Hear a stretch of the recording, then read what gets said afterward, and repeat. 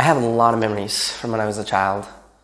One that's always stuck out to me though was when I was about 10 years old and I was in school and I struggled. And I didn't struggle with English, math, or science. I struggled holding still. And I would try to listen and focus and process ideas, but I couldn't help myself. And to be honest, I would sit there and then I would just start tapping. And the students in the class would look at me and they'd say, "Hey, stop tapping." A lot of the time, I didn't even realize I was doing it.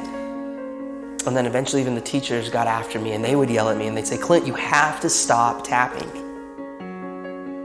It got so bad that I got sent to the principal's office for tapping. And he said to me, "Okay, maybe when you go back to class, just try sitting on your hands." And so I did. I went back to class, and when I felt myself starting to tap, I did this. I sat on my hands. And that worked for about 5 seconds. One time I was tapping in class, and my teacher, Mr. Jensen, he looked at me and he yelled. And he said, "Clint, stay after class." And I thought to myself, this is it. I am done. Now, I've always been the type of person that believes that a single moment in time can change a person's life. And this was one of those moments for me. And I will never forget it. And so I was sitting there with Mr. Jensen and an empty classroom. And he walked past me and he sat next to his desk and he said, "Clint, come here. I want to talk to you."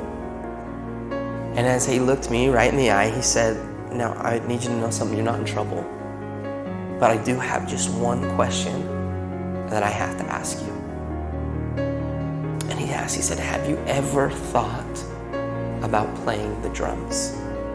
And in that moment, Mr. Jensen, he leaned back and he opened the top drawer of his desk. And he reached in and he pulled out my very first pair of drumsticks. And he held them in his hands and he looked at me and he said, "Hey, Clint, you're not a problem. I think you're a drummer."